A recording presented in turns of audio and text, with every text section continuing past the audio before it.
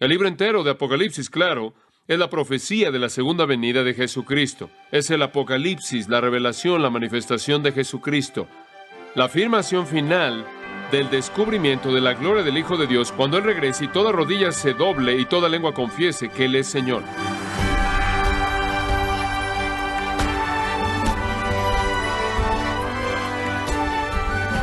Le saluda su anfitrión Miguel Contreras, dándole la bienvenida a esta edición de Gracia a vosotros con el pastor John MacArthur.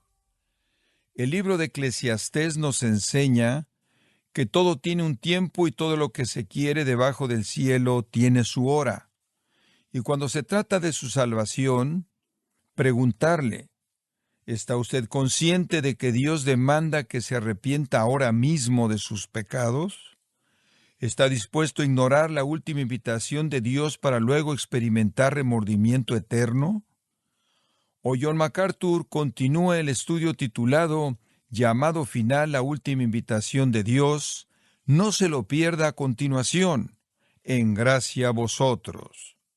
Bueno, abramos nuestras Biblias en el capítulo final de la Biblia, el capítulo 22 de Apocalipsis.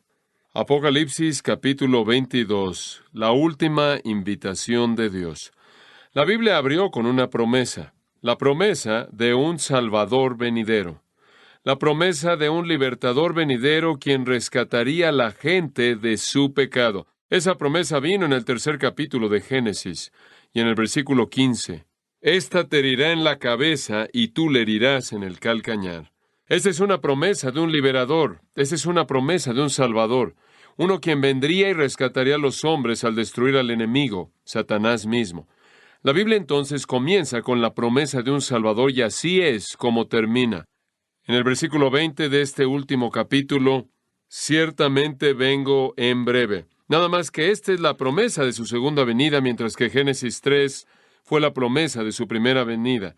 W. A. Criswell escribió esto. Primero el Salvador debe venir para que sea aplastado, herido, crucificado y hecho una ofrenda por el pecado. Él va a venir para morir como el Redentor de las almas de los hombres. Después de que Dios hizo esa promesa en el Edén, cientos de años pasaron, milenios pasaron, y el Señor no vino. Cuando Él finalmente llegó, Él vino a los suyos y los suyos no le recibieron. Él estuvo en el mundo y el mundo fue hecho por Él y el mundo no le conoció. Los millares de personas de la humanidad habían olvidado la promesa o de otra manera se habrían burlado de su cumplimiento. Cuando finalmente el anuncio llegó de que Él había llegado, los escribas eruditos señalaron el lugar donde Él iba a nacer, pero nunca tomaron el tiempo de viajar los más de 8 kilómetros de Jerusalén a Belén para darle la bienvenida al Salvador prometido del mundo. No obstante, a pesar de cuánto Él se tardó, y a pesar de que los hombres olvidaron y se burlaron, y a pesar de los pocos fieles que esperaron la consolación de Israel, como Simeón el Viejo, sin embargo Él vino. De acuerdo con la promesa fiel de Dios, el Señor Jesús vino. De esta manera, dice Criswell, en el texto que Dios habla al cerrar su Biblia, ciertamente vengo en breve. Aquí está una segunda vez. A pesar de que los infieles se burlen, a pesar de que otros puedan rechazar y a pesar de que los siglos lleguen a ser milenios, esta es la palabra inmutable y la promesa del Señor Dios. Ciertamente vengo en breve. Y a lo largo de las Escrituras es reiterado. En el Antiguo Testamento hay muchas profecías de su primera y segunda venidas. En el Nuevo Testamento muchas profecías de su segunda venida. En Judas 14, por ejemplo, dice, aquí el Señor vino con millares de sus santos para ejecutar juicios sobre todos y convencer a todos los impíos de todas sus obras impías que han hecho de una manera impía. Él viene no como un salvador, sino que la próxima vez como juez. Y de esta manera usted tiene al final del libro de Apocalipsis no tanto una promesa como una advertencia. Hemos estado viendo esta tremenda invitación de cierre. El libro entero de Apocalipsis, claro, es la profecía de la segunda venida de Jesucristo. Es el Apocalipsis, la revelación, la manifestación de Jesucristo. Es la afirmación final del descubrimiento de la gloria del Hijo de Dios cuando Él regrese y toda rodilla se doble y toda lengua confiese que Él es Señor. Y este libro que trata acerca de su segunda venida termina con una invitación final a la luz de esa realidad. Conforme la revelación alcanza su fin y la certeza del regreso de Cristo es ahora claro, el Espíritu Santo llama una respuesta. En primer lugar, en los versículos 6 al 12, una respuesta por parte de cristianos. La respuesta de obediencia inmediata, adoración inmediata, proclamación inmediata y servicio inmediato. Pero en segundo lugar, comenzando en el versículo 13 y hasta el final, una respuesta por parte de no cristianos. El ruego final de Dios es dado a aquellos que todavía están rechazando. Esta sección final podemos dividirla simplemente en dos puntos: la invitación y los incentivos para responder. La invitación viene en el versículo 17. La invitación viene a la mitad del pasaje, del versículo 13 al 21, rodeado por los incentivos. Pero tenemos que comenzar con la invitación, versículo 17. Y el Espíritu y la esposa dicen, ven. Y el que oye, diga, ven. Y el que tiene sed, venga. Y el que quiera, tome del agua de la vida gratuitamente. Les explicamos que hay dos partes en este versículo. La primera mitad es el ruego porque el Señor venga. La segunda mitad es el ruego para que los pecadores vengan al Señor y se unan al ruego para que Él venga. En primer lugar, en el versículo 17, el Espíritu Santo y después la esposa, quien es la iglesia, desean que el Señor venga porque quieren ver el fin del pecado, quieren ver la exaltación de la justicia, quieren ver la gloria de Dios, quieren ver la majestad de Jesucristo, quieren ver al enemigo Satanás destruido, el pecado enfrentado y la gloria eterna de Dios manifiesta a lo largo del universo. Entonces el Espíritu Santo y la iglesia están clamando, ven. El Espíritu Santo que ha estado esforzándose, que está contristado, que ha sido blasfemado, dice, ven. Y la iglesia débil, pecaminosa, atribulada, cargada, luchando, dice, ven. El Espíritu Santo quiere que Cristo venga porque quiere que la obra de redención sea completada. Los enemigos del infierno sean juzgados. La iglesia quiere ser una iglesia gloriosa, sin tener mancha ni arruga ni cosas semejantes, sino santa y sin mancha. Y entonces el Espíritu y la esposa dicen a Cristo, ven, ven, ven.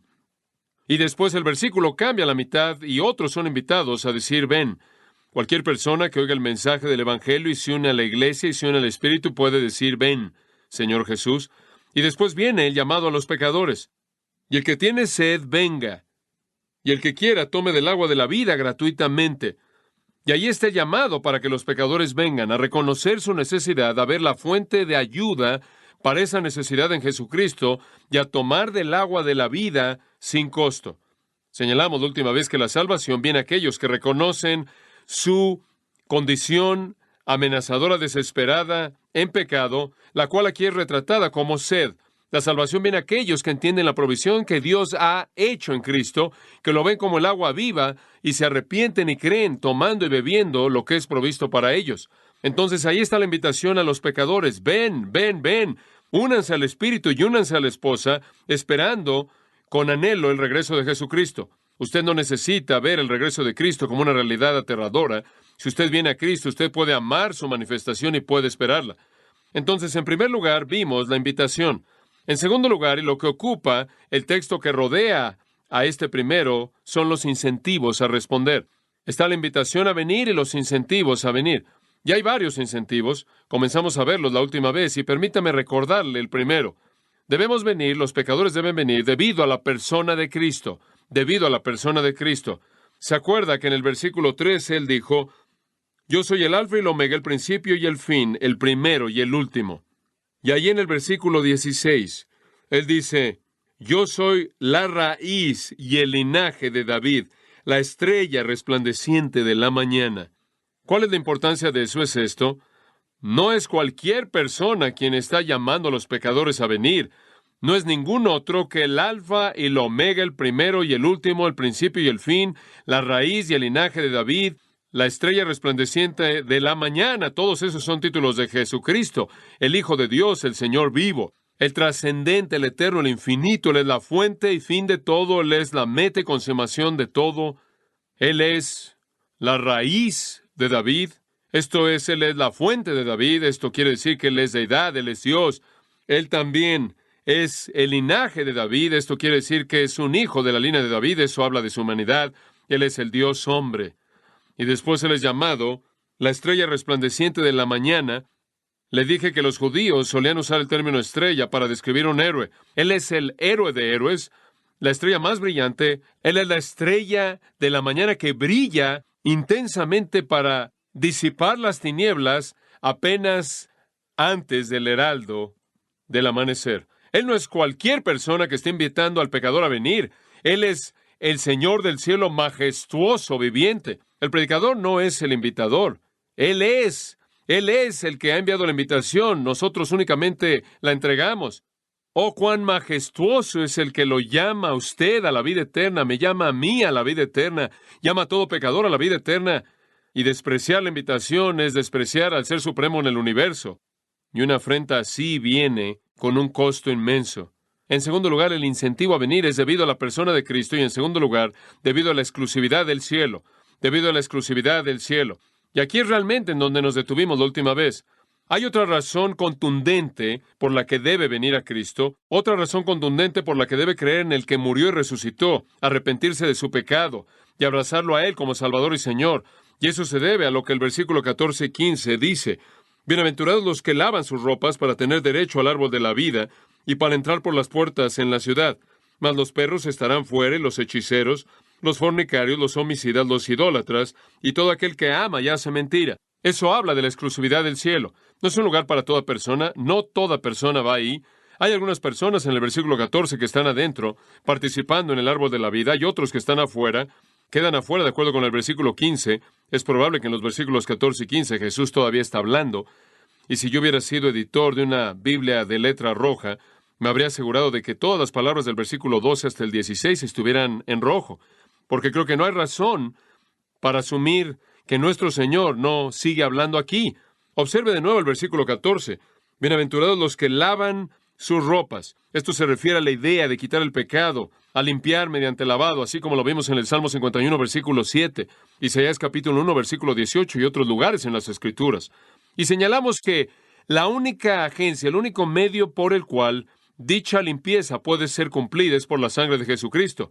1 Pedro 1, una escritura muy conocida y muy importante, dice: no fueron redimidos con cosas corruptibles como plata o oro, de vuestra vana manera de vivir, heredad de vuestros padres, sino con la sangre preciosa de un cordero, sin mancha, la sangre de Cristo. Es la sangre de Jesucristo, es la muerte de Cristo, es su obra expiatoria, lo único que puede limpiar nuestros pecados. Esto de nuevo es repetido en el libro de Hebreos. De hecho, muchas veces pienso en tan solo un versículo, Hebreos 9:14, como la sangre de Cristo, quien mediante el Espíritu Eterno se ofreció a sí mismo sin mancha a Dios, nos limpia de obras muertas para servir al Dios vivo.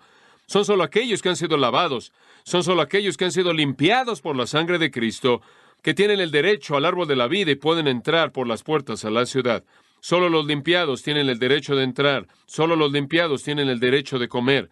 La Nueva Jerusalén, como también en los nuevos cielos y la nueva tierra, es solo para aquellos que son limpiados de pecado. Entonces el perdón es el requisito para cualquier persona que quisiera entrar al cielo. Esa es la razón por la que la promesa del Evangelio incluye perdón. Escúchenlo en las palabras de Pablo. En Efesios 1:7 dice: en Cristo tenemos redención por su sangre, el perdón de nuestros pecados. Si nuestros pecados no son limpiados, si nuestros pecados no son lavados, perdonados de manera absoluta y total, no podemos entrar al cielo. Y el mundo está lleno de personas que asumen que van a entrar al cielo fuera de eso, pero no es así. Un pecado lo deja usted afuera. Esta es una exclusividad contundente. La única manera para poder entrar al cielo es que sus pecados sean perdonados por la fe en Jesucristo y en su muerte y resurrección. Ese es el único camino. Después el versículo 15, por otro lado, dice: fuera de la nueva Jerusalén, el nuevo cielo y la nueva tierra. Los perros estarán fuera, los hechiceros, los fornicarios, los homicidas, los idólatras y todo aquel que ama y hace mentira. Fuera. Observe el capítulo 21, versículo 27, el último versículo de ese capítulo. Usted se acuerda que ese capítulo nos describe la Nueva Jerusalén, nos describe el nuevo cielo y la nueva tierra. Y en el versículo 27 dice: no entrará en ella ninguna cosa inmunda o que hace abominación y mentira, sino solamente los que están inscritos en el libro de la vida del Cordero. El cielo es exclusivamente para aquellos que han sido limpiados, aquellos cuyos nombres están escritos en el libro de la vida del Cordero. Ahora, ¿dónde están estas personas que están afuera? Versículo 15 del capítulo 20 le dice: y el que no se halló inscrito en el libro de la vida, aquí es donde está, fue lanzado al lago de fuego. El cielo es exclusivamente para aquellos que son perdonados. Y es abundantemente claro del versículo 15 del capítulo 22, que si hay un pecado, en contra de usted, usted va a terminar en el lago de fuego. El versículo 15 le da una lista de pecados descriptivos. Escuche esto, no es exhaustivo. Alguien podría leerlo y decir, bueno, veamos, no soy perro, hechicero, no soy una persona inmoral, homicida, idólatra, alguien que ama y practica la mentira. Yo solo soy un ladrón, por lo tanto no estoy incluido. Esa no es la idea. Esta lista no es exhaustiva, sino que es una representación. Allí en el capítulo 21, versículo 8, pero los cobardes incrédulos, los abominables y homicidas, los fornicarios y hechiceros, los idólatras y todos los mentirosos tendrán su parte en el lago que arde con fuego y azufre, que es la muerte segunda. Entonces, de nuevo, sabemos que estar afuera significa estar en el lago de fuego, y la lista ahí es un poco diferente, indicándonos que esta es una lista representativa y no una lista exhaustiva. Hay personas que todavía llevan sus pecados y el castigo por ellos. Ahora, quiero que vea esta lista porque, mientras que es muy aparente de lo que él está hablando en la mayoría de los casos, por lo menos hay una palabra aquí que podría sorprenderlo un poco, y es la primera. Mas los perros estarán fuera.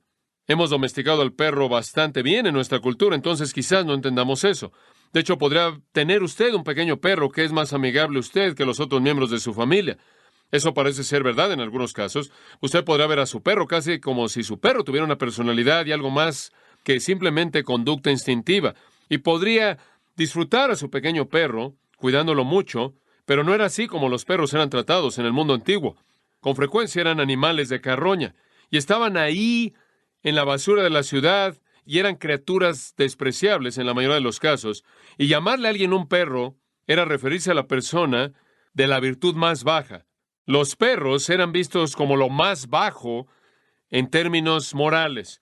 Los perros dejaban su marca en cualquier lugar y en todos lados. Eran sinónimo con lo más bajo, la escoria. Encontramos indicaciones inclusive de esto en el Antiguo Testamento como también en el Nuevo. Por ejemplo, y no voy a leer muchas, simplemente un par de ellas para darles la idea. Segundo de Reyes, capítulo 8, versículo 13. Entonces Asael dijo, ¿pero quién es tu siervo más que un perro que él haga esta cosa grande? Llamar a alguien un perro era lo más bajo. De hecho, los judíos llamaban a los gentiles perros, y era una manera de referirse a ellos que los enfurecía y los menospreciaba. En Isaías 56:10, hablando de hombres infieles, quienes supuestamente debían estar en liderazgo espiritual, dice de ellos, todos ellos son perros mudos, incapaces de ladrar. Es usado también en el Nuevo Testamento con términos semejantes de significado. Es usado, creo que podríamos decir, y estaba buscando algunas palabras para describirlo de la manera más simple que pudiera. Es usado para describir a los impuros. Es usado para describir a aquellos que son impuros de manera abierta. Ahora esto quizás le pueda sorprender realmente.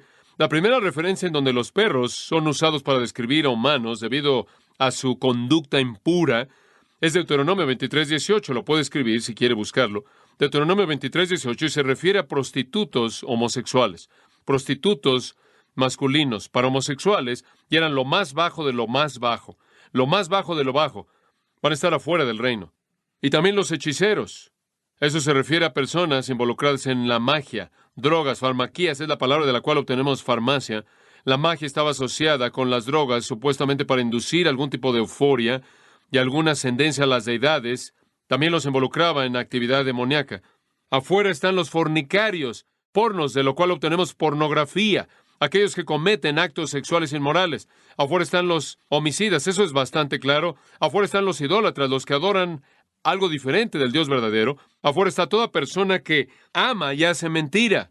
Y aquí tenemos entonces otra lista representativa, como la que mencioné antes en el capítulo 21, versículo 8. Una lista representativa muy parecida a la de 1 Corintios capítulo 6. El Nuevo Testamento está llena de estas. Ni los fornicarios, idólatras, adúlteros, los que se echan con varón, homosexuales, ladrones, avaros, borrachos, maldicientes, heredarán el reino de Dios. Eso es 1 Corintios 6. Gálatas capítulo 5 tiene otra lista así. Habla de aquellas personas que estarán afuera del reino, inmorales, impuros, sensuales. Habla de su pecado de idolatría, hechizaría, enemistad, contenciones, celos, muestras de enojo, disputas, disensiones, envidia, embriaguez y cosas como estas. Tiene una lista semejante en Efesios 5:5. Ahora, el punto que quiero señalar a partir de los versículos 14 y 15 es simplemente esto. Oiga la invitación, amigo mío, porque el cielo es exclusivamente para personas cuyos pecados han sido limpiados. No es que ninguno de nosotros jamás hemos cometido esas cosas, es que hemos sido perdonados. ¿Quién no quiere ser perdonado? El que disfrute ese pecado. Y si no es perdonado, si usted no viene al pie de la cruz y abraza a Jesucristo, usted morirá en su pecado. Jesús lo dijo en Juan 7, y a donde yo voy, vosotros no podéis venir. Usted no irá al cielo, usted arderá para siempre en el lago de fuego. Y entonces la invitación es, el que tiene sed venga, y el que quiera tome del agua de la vida gratuitamente. No hay costo, simplemente venga y beba, reciba la vida eterna, reciba el perdón. Debe verse motivado a hacer eso debido a la persona que le pidió, y debe verse motivado a hacer eso debido a la persona que le está pidiendo esto y debido a la exclusividad del cielo. Usted va a quedar afuera si usted no es perdonado, y usted no será perdonado a menos de que venga Cristo, quien es el único que concede perdón. En tercer lugar, y este también es un incentivo vital, venga debido a la gloria de la persona que lo invita, venga debido a la exclusividad del cielo, y venga debido a la veracidad de las Escrituras. Venga debido a la veracidad de las Escrituras. Es tan importante que la Biblia termine con una afirmación de su veracidad. Y eso se encuentra en los versículos 18 y 19. Yo testifico a todo aquel que oye las palabras de la profecía de este libro. Si alguno añadiere estas cosas, Dios traerá sobre él las plagas que están escritas en este libro. Y si alguno quitare de las palabras del libro de esta profecía, Dios quitará su parte del libro de la vida y de la santa ciudad y de las cosas que están escritas en este libro. Ahora, estas palabras deben ser escuchadas y obedecidas. Esta no es la primera afirmación de las Escrituras en este capítulo. Regrese al versículo 6, el ángel que le está hablando a Juan dice, estas palabras son fieles y verdaderas. Y después en el versículo 10, y me dijo, no selles las palabras de la profecía de este libro, porque el tiempo está cerca. Las palabras son verdad, deben ser proclamadas y no deben ser alteradas. No les añadas nada y no les quites nada, son verdad, proclámalas. Los pecadores necesitan responder debido a la veracidad de estas palabras. Esta es la palabra del Dios vivo y eterno, y más vale que responda. Si al esforzarse por evitar la revelación clara de Dios, usted le añade algo, le será añadido a usted las plagas que están escritas en él. Si al esforzarse por evitar lo que le dice, usted le quita, usted no tendrá parte en el árbol de la vida. Ahora, a lo largo de Apocalipsis, hemos enfrentado la condenación de aquellos que rechazan a Cristo. El mundo ha sido destruido, como lo hemos visto a lo largo de este panorama del futuro. La gente ha recibido plagas, ya ha sido torturada, ya ha muerto de hambre, ya ha sido sacudida, ya ha sido demonizada, ya ha sido aterrada, ya ha sido matada y condenada y consignada a un lago de fuego. Y todos esos retratos, todas esas visiones, todas esas profecías son verdad. Eso es exactamente lo que sucederá. Eso es exactamente lo que está pasando ahora conforme la gente va al infierno sin Cristo. Y después Jesús mismo añade una afirmación adicional acerca de la permanencia de esta verdad. Versículo 18, y yo creo que esto también debe estar en letras rojas. Yo testifico, yo no creo que ese es Juan, yo creo que este es Jesús hablando. ¿Por qué? Porque en el versículo 20 dice, el que da testimonio de estas cosas, dice, ciertamente vengo en breve. Aquí nuestro Señor mismo ofrece una palabra de testimonio extendida con respecto a la autoridad y la finalidad de la profecía. Él había comisionado a Juan a escribirla, pero él fue el autor de ella. Les estoy diciendo, esto es verdad, no lo alteren, no le añadan y no le quiten. Ahora observe lo que lo llama. Yo testifico a todo aquel que oye las palabras de la profecía de este libro. En primer lugar, obviamente, él tiene el libro de Apocalipsis en mente. Dice usted, bueno, ¿por qué no lo puso al final de Romanos? ¿Por qué no lo puso al final de Efesios? ¿Por qué no lo puso al final del libro de los Hechos? ¿Por qué no lo puso al final de Hebreos? Lo colocó al final de Apocalipsis, porque Apocalipsis está al final de la revelación, está al final del Nuevo Testamento, está al final de toda la revelación escritural, y entonces abarca todo lo que se ha dado. Y él también lo colocó al final de Apocalipsis, porque Apocalipsis, Dios sabía con certeza que sería el libro más atacado, y ese es el caso. La advertencia prohíbe cualquier alteración de este libro y cualquier alteración de cualquier cosa que Dios jamás ha escrito, lo cual se aplica a los 66 libros. Estas palabras de Jesús, entonces, prohíben cualquier intento por añadir o quitar del contenido del libro a través de alguna falsificación deliberada, alguna distorsión de la enseñanza en su contenido. Eso será para cualquier malinterpretación y falsificación deliberada. Ahora recuerde, este libro de Apocalipsis, cuando fue escrito, inmediatamente cuando fue diseminado a las 7 iglesias, no habría sido popular. Por ejemplo, con Jezabel y sus seguidores que estaban en Tiatira. No habría sido muy popular con los propagadores de la religión falsa de los Nicolaitas. Y habría sido muy poco popular con aquellos que estaban en Tiatira, quienes habían abrazado las cosas profundas de Satanás. No habría sido nada popular con los calumniadores judíos mencionados en el capítulo 3, versículo 9. Y no habría sido nada popular con muchos otros.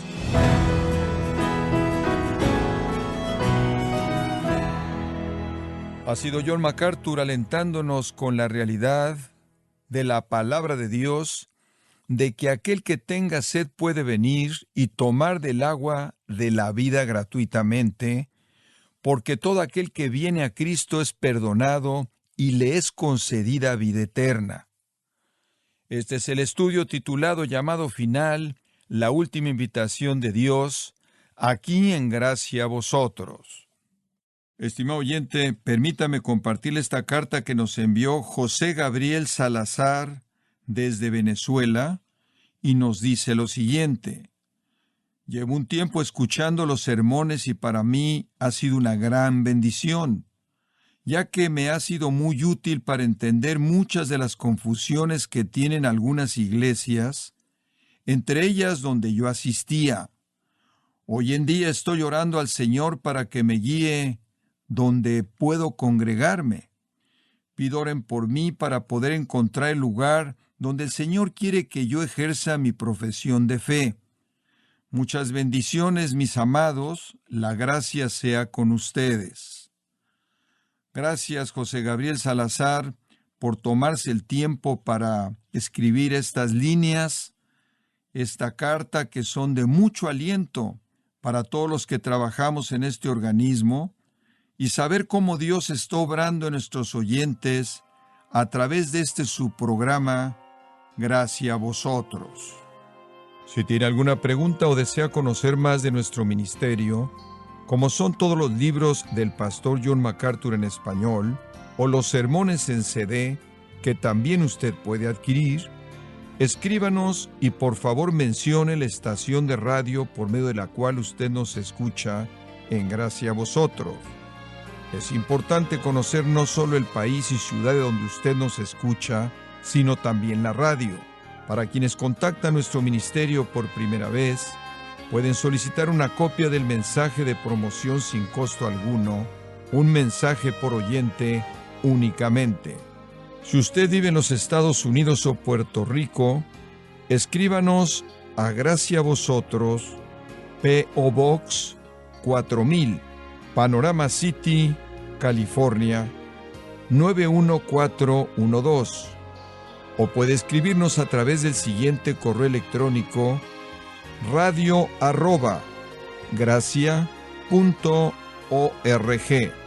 Bueno, en nombre del pastor John MacArthur, de nuestro redactor Rubén Rocha y del personal de este organismo, le damos las gracias por su tiempo y sintonía, invitándole a que nos acompañe en la próxima edición y juntos continuar desatando la verdad de Dios un versículo a la vez, aquí en Gracia a Vosotros.